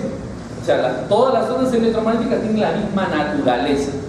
Que nosotros decimos, desde el punto de vista cuántico, o es una onda, digamos, es un fenómeno ondulatorio, o es un fenómeno de partículas, ¿okay? La famosa dualidad onda-partícula, ¿okay? El mismo fotón tiene una frecuencia. a pesar que el fotón es visto desde el punto de vista, digamos, de partícula, tiene una frecuencia. ¿Se dan cuenta? Pues hacemos la dualidad onda-partícula, que hay que revisarla también. ¿Ok? Entonces, todas las ondas electromagnéticas tienen la misma naturaleza, pero difieren en su frecuencia o su longitud de onda. A veces caracterizamos una onda electromagnética por su frecuencia o también por su longitud de onda. ¿Ok? Por cualquiera de las dos. Y las ondas de radio están dentro de un rango. O sea, las telecomunicaciones tienen un rango de onda. ¿Ok? ¿Cuáles serán? Acuérdense. Ahora vamos a ver la formulita. No sé si tengo la formulita más adelante, creo que no la tengo acá. Pero hay una fórmula que une la velocidad de la luz con respecto a la longitud de onda y la frecuencia. O sea, si yo multiplico la frecuencia y la longitud de onda de cualquier radiación electromagnética, voy a tener la velocidad de la luz. ¿Ok? Entonces están unidas esas dos características, la longitud de onda y la frecuencia. ¿Ok? Acá estoy viendo que no tengo algunas características que he puesto, pero bien. ¿Qué cosa es la resonancia? Si yo logro que estos protones a través de una onda de radiofrecuencia, que es una onda electromagnética, ¿ok? Y la frecuencia vamos a estar relacionado con la energía. Cuanto más frecuencia tiene una onda electromagnética, es más energética. ¿Cuál es la longitud de onda de los rayos X? Estudiantes de radiología ¿de qué año son? El cuarto año. ¿Ah? ¿Estás por ahí? ¿Alguien tiene más? Más o menos de un ángstrom, o sea, 10 a la menos 8 centímetros. Eso quiere decir que pones 1 centímetro y lo divides por un número que es 1 con 8 ceros. Eso es la longitud de onda. Y es una longitud de onda muy pequeña, por eso, cuando es pequeña la longitud de onda, la frecuencia es muy grande. ¿Ok? Cuando la frecuencia es muy grande, por eso la frecuencia tiene relación con la energía. Cuanto más frecuencia, más energía. Por eso que los rayos X son tan penetrantes. ¿Ok? Y tú multiplicas la frecuencia por la constante de Planck, te da un número que se llama la energía. Y ahí viene la explicación de hace un rato acerca de la frecuencia. Las ondas de las frecuencias son del orden de centímetros a metros. ¿Ok? Por eso su frecuencia es muy baja. Y si es muy baja su frecuencia, su energía también es baja. Por eso no tienen efectos biológicos visibles en los rangos que usamos. Por eso se dan cuenta que tiene una explicación que se me ocurrió a mí. O sea, de la ciencia muy pocas cosas podemos opinar de los científicos, de la ciencia. O sea, yo me agarro a golpes por la gente, a veces yo lanzo cosas, ¿no? No son locuras, son cosas determinadas, ¿no? Ustedes van a encontrar en muchos de mis artículos muy poco reboto cosas de otros. Generalmente yo hago mi propio mensaje, ¿ok? Lo desarrollo y lo publico, ¿ok? Y se dan cuenta que muchas están relacionadas con los efectos biológicos de la radiación, ¿ok? Entonces, y esa es una guerra que la tenemos, estamos mejorando cada día, pero es algo que ustedes también deben dominar, y lo dominan porque saben la ciencia. Ahorita lo acabamos de demostrar, ¿no es cierto? Ahora, los rangos de dosis que usamos para el radiodiagnóstico son bajos, son tan bajos que no deberíamos preocuparnos, digamos, por eso. Y a veces le damos una sobreestimación a los efectos biológicos cuando no se conocen efectivamente, ¿no es cierto? No es una oportunidad. A veces doy charlas, pero en las charlas que doy generalmente todo el mundo me tira algo, piedra, me quieren matar afuera, no sé por qué, ¿ok? Porque estamos acostumbrados a algo, pero lo que tiene la ciencia tiene la verdad, ¿no es cierto? Porque se ha probado, ¿no? Empíricamente, etcétera, etcétera. Muy bien, fíjense, acá entonces, si yo tengo un estado de menores de energía y un estado de mayor energía, los protones, y yo los bombardeo con ondas de radiofrecuencia que son energía, y logro con una energía tal, esa es la energía cuántica, o sea, los niveles energéticos están determinados. Y esto ni siquiera debería explicarlo, porque ustedes saben lo que es la radiación característica. ¿Cuál es la diferencia entre la radiación característica y la radiación de frenado? El brainstorming, porque yo no he venido acá a hacer una cosa, sino a compartir, conversar con ustedes. A ver, ¿cuál es la diferencia? O sea, tienes que saber bien de lo que tú haces. Como todo está unido, mira, la formación de los rayos X, ¿ok? Y básicamente no me interesa, yo quiero, más que datos, yo quiero dar una forma de ver, ¿cómo se llama? La vida profesional. Es el brainstorm. El brainstorm es relación de frenado, ¿ok? Que significa que los electrones que salen del cátodo, primero, tienen que tener la idea de que los átomos son un hueco. También esa idea que deben tener en su mente, estructurar la naturaleza.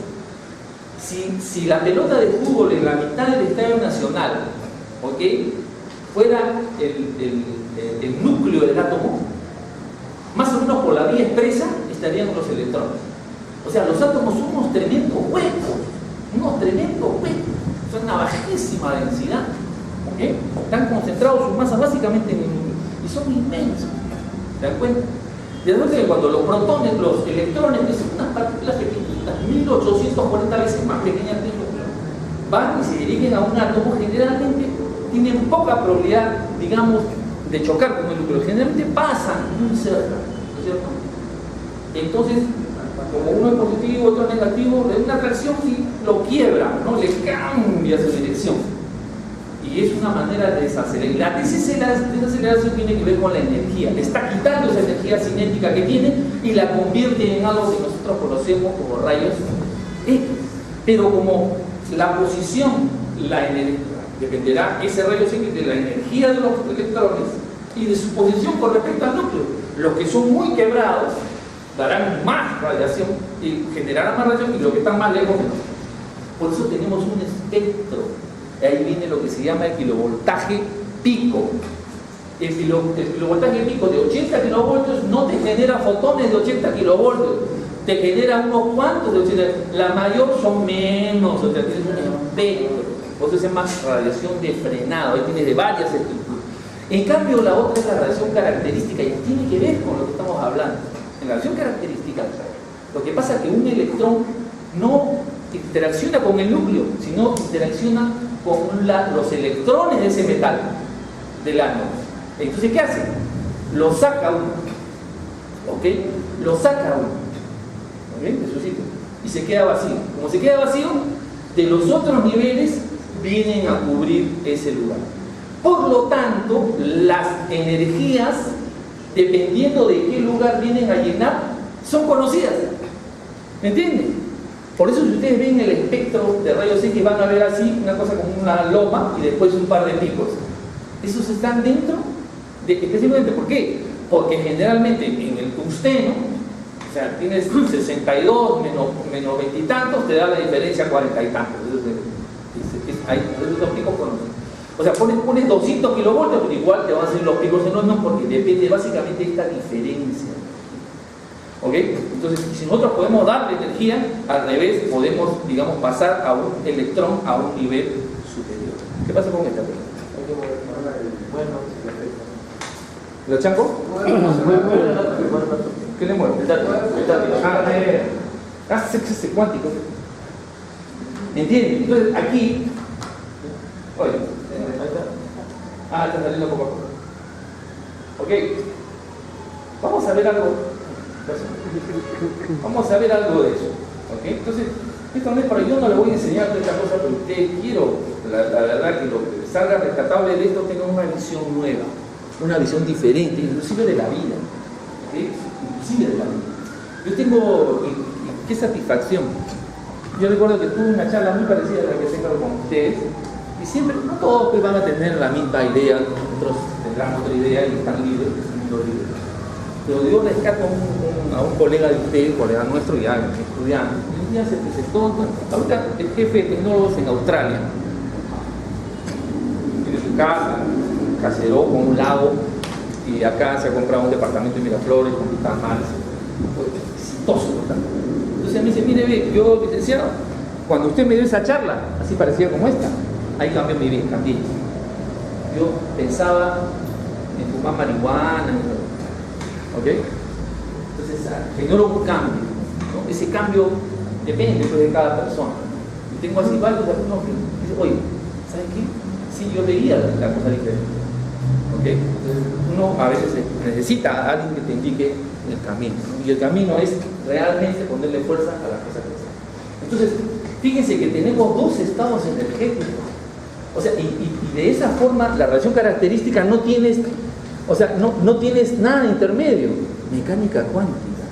O sea, tú tienes un nivel de energía y otro nivel de energía, digamos, para hacerlo así, 20 y 10. Entonces, cuando hay esa transición, se forma 10. La diferencia. No 8, no 7, ¿no? ¿Se dan cuenta? Oye, si yo saco a este que está acá, que vale 10, y viene de un lugar a ocupar ese lugar que vale 20, los rayos X son la diferencia de esos dos niveles. Revisen un librito que hasta ahora, inclusive yo antes tenía fotocopia, mi época es la fotocopia. ¿Qué hubiese sido de esta época yo? ¿Dónde estaría? En Marte, no, en la NASA. Pero no, antes de fotocopia, ya pueden bajarse el libro de Bushon. Tienen que leer ese libro, el libro de Bushon. Ahora que cada vez está más barato, ¿ok? Entonces, ustedes lean así eso. Entonces, ¿qué tiene que ver con estos niveles energéticos? ¿En qué momento entra en resonancia? Si yo con la radiofrecuencia puedo hacer que esos paralelos que son de menos energía se vuelvan antiparalelos, ¿ok? Entonces ese sistema habrá entrado en resonancia. ¿Ok? Así se explica el efecto de resonancia desde el punto de vista energético. Si yo le pongo más energía, ¿habrá resonancia o no? Exactamente. Acá tienes, acá y acá. La diferencia es una cantidad. Para que si haya la resonancia tienes que darle esa cantidad. Si le das menos, pero si le das más, tampoco. Esa es la mente, va en contra, ¿no es cierto? Va en contra, ¿no es cierto? ¿Por qué? Porque, oye, dame un kilo de arroz. ¿Cuánto? Sí, como ya. Pero tengo 20, te doy 4 kilos, qué sé yo, ¿me entiendes? Ahí tenemos esa idea, pero acá no. No. Tiene que ser una cantidad exacta para que se genere la resonancia dentro de una explicación cuántica, a pesar de que realmente la resonancia es clásica. ¿Vamos para adelante o nos quedamos acá? Entonces acá tenemos justamente comparando un trombo, una perinola que le llaman, ¿no? La perinola va girando precesando en torno al campo gravitatorio, y los protones van girando en momento de precesión con respecto al campo magnético principal o el eje Z. Entonces aquí ya va a venir justamente, y los protones están haciendo este movimiento, ¿no? Porque esta clase es otra clase. Bueno, si faltó algo, se pudo por ¿ok? Tienen ese movimiento, se llama de precesión. Entonces cuando da una vuelta por tu es en un hertz. Pero para un Tesla, ¿no? ¿Cuántas veces da la vuelta? 42 millones de veces, ¿no es cierto? Para 1.5 Tesla, 60 y tantos millones. ¿Ok? Entonces acá tenemos, para los que no les gusta la matemática, acá tenemos la frecuencia del árbol y el campo magnético. Cuando es 1, 42.58 o 42.6, como quieran hacerlo. Fíjense que cuando tiene 0.521, cuando tienen 1.5, 63.87, cuando tienen, bueno, acá hay 3 Tesla. Pero si fuera 3 Tesla, ¿cuánto sería? ¿Cuál sería la frecuencia del árbol? Este número multiplicado por 3. ¿Cierto? 120. ¿Ya? ¿Está bien? Perfecto. Para corroborar lo que veníamos diciendo, las ondas electromagnéticas, las ondas de radio, la luz, etcétera, tienen una amplitud, que sería lo que está acá, es una característica de la onda. ¿Okay? Tienen una frecuencia, el número de ondas que se repite por unidad de tiempo, esa es la frecuencia.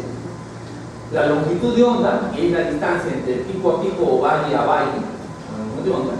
Y acá tenemos amplitud, por ejemplo. ¿Qué significa la amplitud? No es como la cantidad. O sea, yo tengo luz amarilla y cuando tengo más amplitud, la luz amarilla es más fuerte, pero no es otro color de luz. Cuando cambio la frecuencia de la amplitud, es el mismo color, más fuerte, pero el mismo color. En cambio, cuando cambio la longitud de onda, ¿okay? Voy cambiando de color. ¿Ahí? Va cambiando de color. Es otra radiación diferente, la longitud de onda o la frecuencia. En este caso estoy cambiando la longitud de onda. Inmediatamente el cambio de la longitud de onda cambia, o sea, digamos, una máquina mágica podría convertir esta luz en rayos X, ¿no es cierto? Podría llevar al extremo. ¿Sí? Entonces, tenemos la frecuencia, número de ciclos por segundo. Tenemos la amplitud, que sería esta altura, la intensidad de la radiación. ¿Ok? La longitud de onda que vaya a pero hay una característica más. ¿Okay? Hay una característica más. Que esa característica, ¿okay?, se llama la fase. Pero la fase no se puede ver a simple vista. No es una característica que la puedas ver, pero sí se puede ver cuando comparas una onda de frecuencia o una onda electromagnética con otra. ¿Okay? En este caso se llama la fase. En este caso, mira, estos protones que están acá, ¿lo ves? Y estos protones que están acá, los dos grupos tienen la misma frecuencia. O sea, si están soportando un mismo campo magnético, su frecuencia de precesión es la misma. Tanto de los de arriba, también con la frecuencia tiene una frecuencia, tiene la frecuencia, con tienen la misma frecuencia. Claro, todos estos tienen la misma frecuencia. Pero a la diferencia de este grupo, además de tener la misma frecuencia, tienen la misma fase. Estos tienen la misma frecuencia, pero tienen diferentes fases. Ese es como cuando tú conversas con una persona. ¿Ok? Cuando yo converso con una persona, o sea, tengo que caminar con la misma frecuencia. Tengo que dar más o menos el mismo número de pasos por segundo que la otra persona. Una chica que está qué buena, que linda, ¿no? ¿No? Porque si no, si voy más rápido en mi frecuencia, mamacita, no le voy a decir así. ¿No? Dice, quiero hablar contigo, la otra va más rápido que tú. No, tiene que estar en la misma frecuencia. Pero si la otra persona pone el pie derecho y también pone el pie derecho, y cuando yo levanto, ella también levanta, y cuando pongo el pie izquierdo, también pone, ahí ya estamos en fase. ¿Ok? Ya estamos en fase. Es una característica interesante. Y la fase es una característica que la vamos a ver en todo el curso. ¿Ok? La famosa fase. Para visualizarlo, ¿ok?, tenemos lo que se llaman los fasores. Fíjense, todas las ondas van a tener la misma longitud de onda, diferente amplitud, pero esto tiene una amplitud, ¿cierto? Pero va a aparecer otra onda ahí. ¿Ok? Aparece en este momento otra onda. Fíjense, es diferente, pero nos vamos a dar cuenta que realmente tienen diferente amplitud, pero tienen la misma frecuencia, pero están diferenciándose en la fase. Esta diferencia en la fase, acá hay otra vez. ¿Ok? Tienen diferente amplitud, tienen la misma frecuencia inclusive, pero tienen diferente fase. ¿Ok? Están desfasados. Por ejemplo, lo que se llama la corriente trifásica tiene la misma frecuencia, la misma amplitud, y está una por sobre otra, de tal suerte que es como si tuviéramos una línea horizontal, porque esta viene así, la siguiente viene aquí y la otra viene aquí. Tratando, pues por eso digamos, hay una utilización máxima de la energía de una trifásica con respecto a una monofásica. ¿Se dan cuenta? Porque prácticamente tienes una línea. Sí, señor. ¿Ok? Tienes una línea. ¿Ok? Fíjense, si nosotros medimos, acá no se nota mucho, pero si mediríamos, vamos a ver que todas las que salen tienen la misma frecuencia. Tienen diferente amplitud, porque esta altura es diferente. Y tienen diferente fase. Ese momento después en que aparecen, claro, si tuviéramos digamos, una corriente trifásica en fase, lo veríamos como una sola. O sea, si yo sumo exactamente la misma fase, la misma frecuencia y la misma amplitud, entonces veríamos una sola, a pesar que está la sumatoria de 3. ¿Se dan cuenta? Lo que sería en fase. En este caso, está desfasada. Bien. Otra cosa que es interesante, que ya pasó. Es un instrumento que se usa en música, pero también en medicina. Mide lo que se llama la velocidad de conducción. Claro que es un diapasón de este tamaño. ¿Ok? Se usan los colores. Pero lo que usan son los músicos. ¿Ustedes, alguien está en el coro San Fernando? No, tiene que ser la cosa espiritual, pero también tiene la cosa artística. Y la cosa artística, no me gusta el arte, ¿por qué? Porque estás metido con la música todo el tiempo. Algo, toca una guitarra, el tambor, canta, ¿no? Algo tienes que hacer. El arte es importante para el desarrollo de la persona. La pintura, qué sé yo, también practicar un deporte, pero de manera disciplinada. No solamente ir a correr o jugar pelota, nada más. Eso también forma a la persona, ¿no es cierto? Ve su parte espiritual, esa parte importante del arte. Yo a veces pongo arte también, ¿no? Algunas imágenes de colores, ¿Ok? Entonces, un coro tiene la característica de no usar ningún instrumento musical. ¿Cuál es el instrumento musical del coro? Las cuerdas vocales. ¿Okay? Yo sí estuve en el coro casi toda mi carrera. ¿Okay? Entonces ya aprendí a cantar. Hay las 4 cuerdas. Hay 4 cuerdas. ¿Cuáles son? Las sopranos, esa es la que canta. Las contraltos, que son más así como María Marta Serra Lima, nosotros más gruesa. Los tenores, ya conocen los tenores, y los bajos. ¿Te das cuenta? Pero normalmente las canciones y la música que cantan, no todos cantan a la canción a la vez, sino que matizan, unos entran después o cantan una misma canción pero con diferente tonalidad, y eso hace lo que se llama la armonía. Pero una nota musical es subjetiva. Yo digo la y el otro puede ser más arriba, pero si no la comparo, no tiene una comparación. Entonces yo tengo que empezar porque los tenores bajos, entonces lo que hace el director, golpea, sube, que puede ser la nota de sol o la de la. Entonces en esta canción es la, sol, re, mi, la. Y a veces se lo da con voz. Na na na na na na na na na na na. Le dio diferente. Entonces ya te dio la entrada. Con eso ya, con esa base ya arranca. Y todo el mundo ya, y parece una cosa así. Vayan al coro. Ya no es tarde, está un año. Vayan internado. Entonces, es interesante, yo aprendí mucho de música ahí. Y el diapasón es interesante porque lo golpeas y por más fuerte que lo golpees da la misma nota. ¿No es cierto?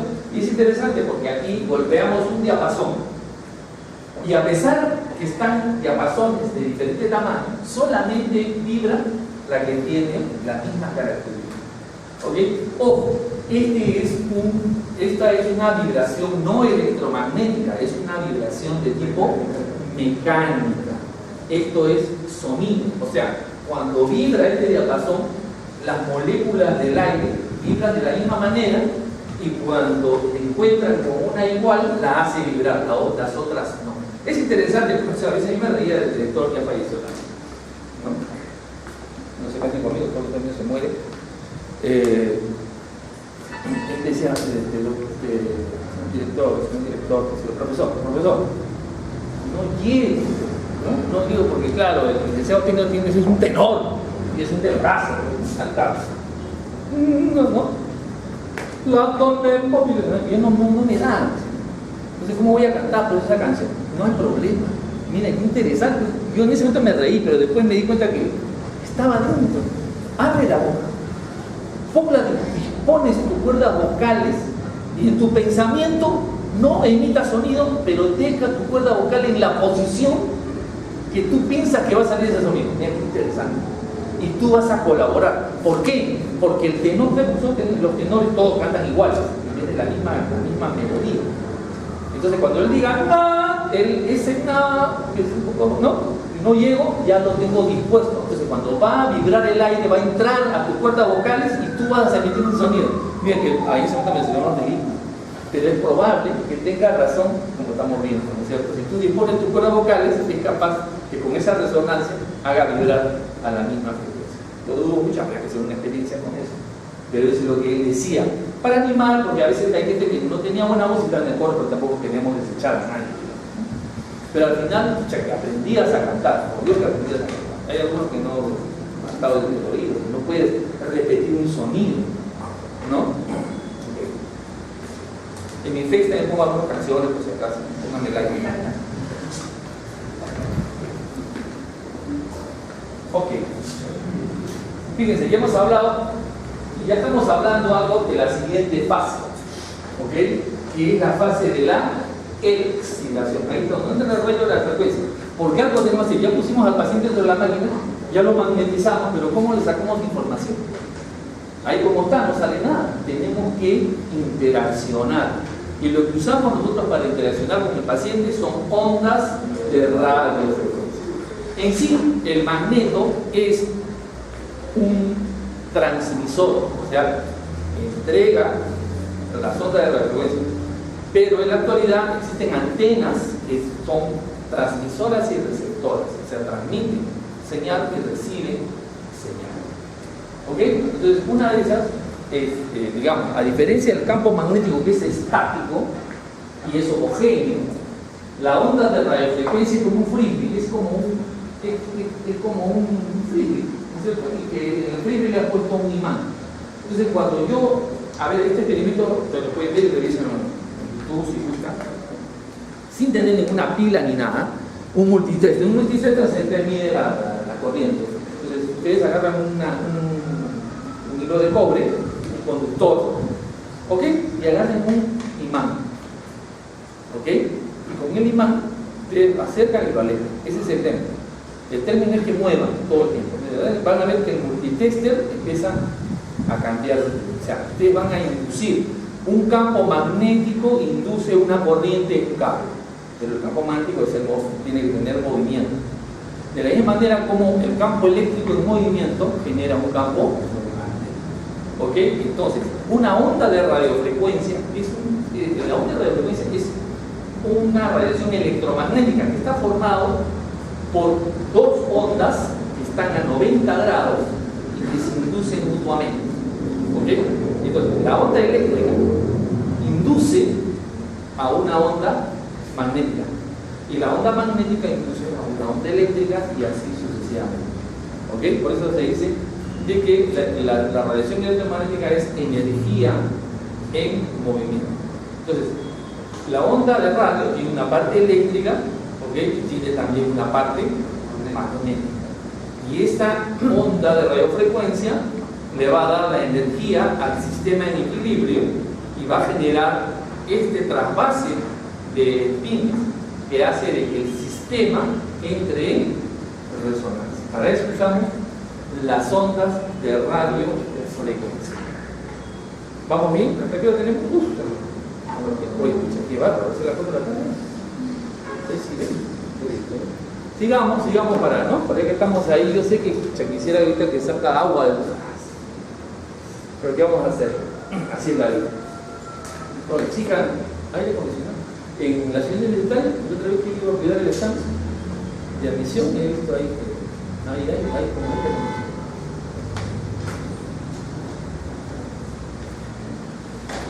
¿Y por qué el profesor viene así? A ver. Porque me estoy muriendo de calor. No me gusta la comodidad. ¿Ah? No me gusta la comodidad. Lo que pasa es que, claro, somos tipo modernos, pero no debemos perder la solemnidad. Como alguien me decía, el profesor Celso Guamán, Néstor, cuando yo un poquito más joven que él, ¿no? Y yo, claro, era joven y tenía juventud todavía como alumno, o sea, egresado unos cuantos años, ¿no? Más o menos las edades no eran tan disímiles, ¿no? Entonces, lógicamente hacía como una gran confianza, y la verdad que las clases eran pura risa, y no, la gente más bueno, me modelaba un poco en los últimos años. Entonces me decían, no deben mantener esa relación con los alumnos. El profesor Néstor, ¿por qué existe esto? ¿Sabes para qué? Para mirar siempre a los alumnos por sobre el hombro. No estoy de acuerdo, pero cada uno tiene una visión de las cosas. Pero por lo menos podemos tener una majestuosidad. O sea, no perder el valor. La universidad es algo que está en un lugar diferente, que ha sido construido en un lugar que tiende al desarrollo y al avance. Y a veces hay que mantenerle esa, por más que me esté ahogando acá ahorita, ¿no? Tengan la visión de alguien que cree ser un líder por lo menos, ¿no? Y que mantiene una cierta majestad en un lugar como este, que rememora pues, a los grandes filósofos y a sus pupilos que los llevaban, ¿no? Que era una luz en el camino. Muy bien, nadie no se lo puede ir.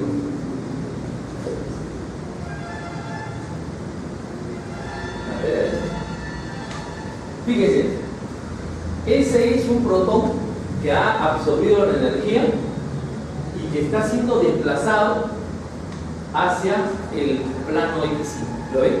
Miren ese movimiento. No sé qué, bueno, tengo que cambiar todo esto porque como van cambiando los programas, hay algunos que es muy compatible. A pesar que he puesto para que se repita, se para. Tengo que ir a un B. ¿Se acuerdan? Bien, ese protón está siendo excitado, o sea, le hemos dado energía.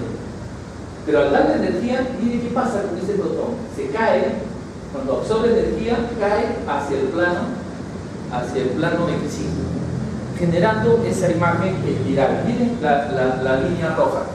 ¿Ok?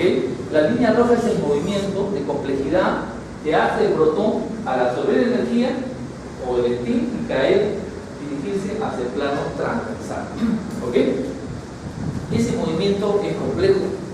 Estudiar ese movimiento nos trae cierta complejidad. Y podemos, digamos, disminuir esa complejidad de la siguiente manera. Esto es un carrusel, no sé si lo han visto, habéis subido, ¿no es cierto? O sea, aparte del movimiento circular, el caballito de vez en cuando sube y baja. Entonces, un observador va a ver la línea roja, ¿ok? Pero si el observador entrara al sistema, entonces solamente vería un movimiento de arriba hacia abajo. Eso es lo que se llama el sistema de referencia rotatorio o rotación, ¿ok? Entonces, nosotros nos vamos a meter dentro para poder explorar qué pasa con ese protón cuando absorbe energía. ¿Ok? O sea, vamos a empezar a girar con él para ver y hacer menos complejo ese mundo. ¿Ok? Entonces nos metemos y ya no tenemos esa visión. Cuando nos metemos y vemos qué es lo que sucede y nosotros giramos con el mismo sistema, vamos a ver ese movimiento más sencillo. ¿Lo ven? ¿Ok? ¿Lo ven? Es un movimiento más sencillo ya. ¿Ok? Bien, entonces cuando un protón absorbe energía, ¿ok? Se inclina, genera un ángulo, como lo ven ahí, ¿ok? Que dependerá de la energía, de la amplitud y del tiempo que está presente el pulso de radiofrecuencia, ¿ok? Lo interesante de esto es que eso que ha sucedido, ¿ok? Es debido a la onda de radiofrecuencia. Ha inclinado un ángulo alfa, ¿ok? Y nosotros le vamos a llamar el flip angle en inglés. Se lo pongo así para que puedan leer los libros. Flip angle. ¿Y qué ángulo ha sido? Alfa grado, ¿ok? Es interesante porque ahora el pulso de radiofrecuencia que generó esa inclinación, ¿ok? Se va a llamar así: pulso de radiofrecuencia alfa grado, ¿ok? Si el pulso de radiofrecuencia es tan fuerte que lo inclina hasta el plano X, quiere decir que lo habrá movido ¿cuántos grados? 90 grados. Entonces el pulso de radiofrecuencia ahora que generó ese movimiento se va a llamar pulso de 90. ¿Ok? Entonces ya estamos conociendo los parámetros. Y fíjense acá, ahí lo tenemos. ¿Ok? Ahí tenemos un pulso de 90 grados y acá tenemos un pulso de 180 grados. O sea, esto lo generó un pulso de radiofrecuencia. Y al generar eso, el pulso de radiofrecuencia ya se llama así, pulso de 90 grados. Y si es tan intenso que ha volteado y invertido, entonces se llama pulso de 180 grados. Es posible que el pulso tenga menos energía y pueda generar un pulso de 45 grados, un pulso de 20 grados, un pulso de 10 grados o un pulso de 5 grados. ¿Muy bien? ¿Está bien? Ya estamos yendo de menos a más. Fíjense ahora, hemos visto que nosotros un vector, al vector lo podemos descomponer en sus proyecciones en el plano X y en el eje Z. Entonces, cuando por ejemplo he inclinado, o sea, ha absorbido energía, hay un impulso de los grados, un impulso llamado los grados que inclinados este protón, como ese vector de la dirección neta, ¿ok? Lo he inclinado así. ¿Ok? Entonces, en ese momento fíjense que hay una proyección de plano X y una proyección de plano en el eje Z. ¿Ok? Es como que de una magnetización ahora tengo dos magnetizaciones. ¿Ok? Esa componente en el plano X se va a llamar magnetización transversal. Y la proyectada en el eje Z se va a llamar magnetización longitudinal. Aquí ya vamos viendo esta dimensión. Fíjense que la imagen tomográfica es conocida, la imagen radiográfica también, pero la imagen de resonancia no es única. De un mismo orden atómico puedo tener 10 o 12 imágenes con información completamente diferente. Y aquí empieza esa diferencia. ¿Ok? Entonces voy a tener una magnetización longitudinal y una magnetización transversa. ¿Ok? Muy bien. Vamos avanzando. Vamos a tener esos elementos. Esto lo explicamos ya, que el campo magnético puede inducir a un campo eléctrico, etc. Pero fíjense cómo un pulso de radiofrecuencia hace que luego los protones precesen en el plano transversal. ¿Te das cuenta? Y cuando cae en un pulso de 90 grados, se va y empieza a precesar en el plano transversal. Y en el plano transversal se acerca y se aleja. Se acerca y se aleja de la antena, induciendo una señal. Esa señal, ¿okay?, es una señal analógica, es un voltaje. La señal analógica es un voltaje. Va a pasar a un equipo que se llama un conversor analógico digital. Es decir, convierte esa señal en ceros y unos. Entonces, a esa señal alimentamos a una computadora, le aplicamos un algoritmo matemático que se llama la transformada de Fourier, y ahí vamos a tener la imagen que nosotros conocemos de resonancia magnética. Bien, el otro día estaba profundizando en otros temas, porque eso es lo que uno debería hacer. Antes había, lo recuerdo, el profesor con el cuaderno rojo, y todos lo conocían. Había promociones que se juntaban de 10 años de diferencia y hablaban del cuaderno rojo del profesor. Cuaderno rojo del profesor. ¿Por qué? Porque estaba igual, la misma clase que la daba por año. Entonces es una cosa que hay que cambiar. O sea, yo trato siempre de profundizar en los temas. Entonces van a encontrar ustedes que algo que es falso, pero yo también a veces lo utilizo por una comodidad de comprensión. ¿Ok? Entonces decimos, yo tengo los protones, ingreso al campo magnético, en el campo magnético estoy procesando, ¿no es cierto? Y lo estoy procesando, y luego me cae la onda de radiofrecuencia, salgo del electro, ¿no es cierto? Aumenta mi energía, que aumenta mi energía, ¿ok? Entonces, después se suspende la onda de radiofrecuencia y regreso nuevamente, pero como tengo un exceso de energía, ese exceso de energía es emitido al medio como una onda de radiofrecuencia. Y esa radiofrecuencia es captada por una antena. Entonces, esa comprensión es equivocada, esa parte, pero la comprensión es muy fácil, ¿sí o no? ¿Ok?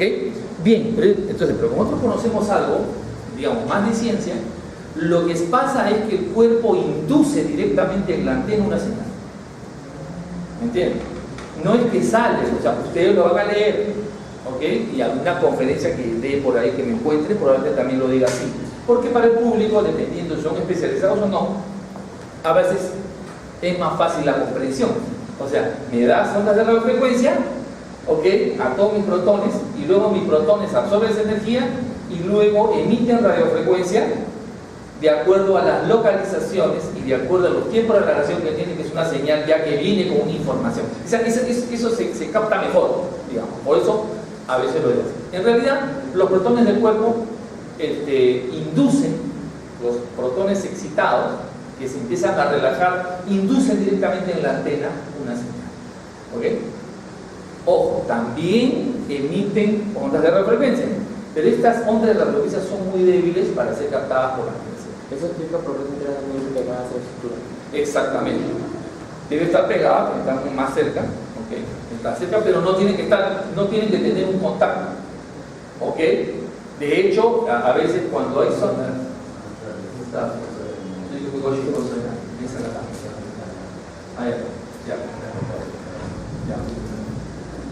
de una reunión de profesores, por eso vamos a acabar un poco antes. ¿Ya? Por eso. Entonces, por eso, cada vez que vamos explorando más esto, nos acercamos más a la realidad. Pero eso no quiere decir que nos tomemos algunas libertades de simplificar algunas cosas para que en aras de la comprensión.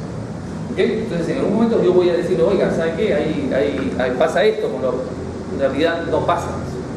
¿Ok? Es difícil, me tuve que leer varios artículos científicos que son un poco duros, pero finalmente la conclusión es esa, que los protones del cuerpo, una vez excitados y cuando se empiezan a relajar, lo que hacen es inducir, así como cuando te acercas y te alejas, a un cable conductor inducen directamente la señal, y no es que se produzca una señal de radiofrecuencia y la antena lo capta.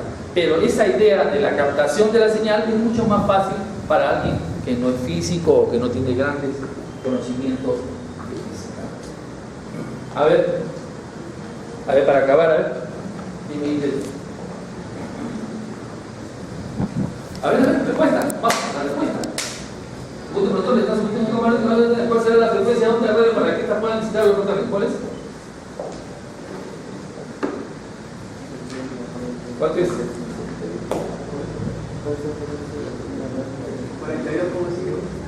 No. Miren la pregunta, ¿no? El conductor está sometido a un campo, ya está. ¿Ok? Ya saben lo que está sucediendo. Ahora, ¿cuál será la frecuencia de las ondas de radio para que estas puedan quitar a los protones? Qué buena pregunta. ¿Cuánto es?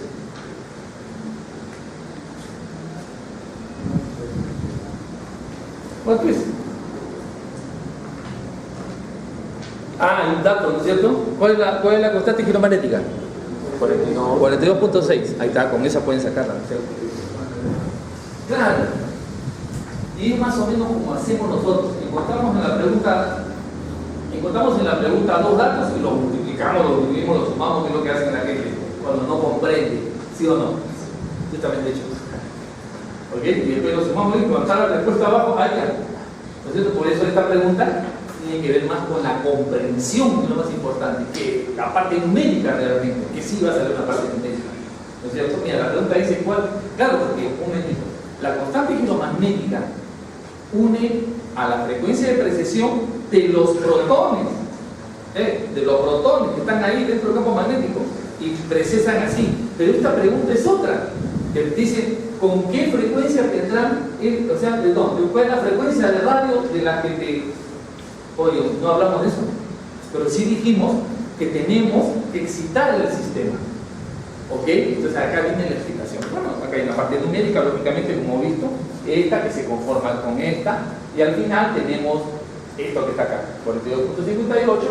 Aquí estoy sacando la frecuencia del árbol. Aquí estoy diciendo, oye, ¿sabe qué? Esto es lo que precesa, pero no estoy llevando a la conclusión o del tema. Ok, esta es la 63.87, es la frecuencia de los protones. Pero ¿con qué frecuencia lo voy a excitar? Acá viene, lógicamente, la log. La única manera de excitar esos protones con esa 63. Pero la frecuencia de la onda de radio. ¿Me entienden? ¿Ok? O sea, que este está así y el otro viene así. Entonces, pero los dos tienen que tener la misma frecuencia. Este tiene una frecuencia de precesión y este tiene un número de ciclos por segundo. Tienen que ser iguales porque es cuántico, necesitas una cantidad. Esto multiplicado por la constante de Planck te da una cantidad de energía. La frecuencia de las ondas de radio multiplicada por la constante de Planck te da otra energía. Tiene que ser la misma, si no, no absorbería la energía y no tendrías resonancia. Entonces la respuesta acá es la misma que la frecuencia del árbol. Coincide, pero ojo, tenemos que tener claro a qué cosa es lo que estamos diciendo. No quiero demorar a los profesores que están aquí. Muchas gracias por la atención prestada. Nos vemos la próxima. Se va a perder fuerte.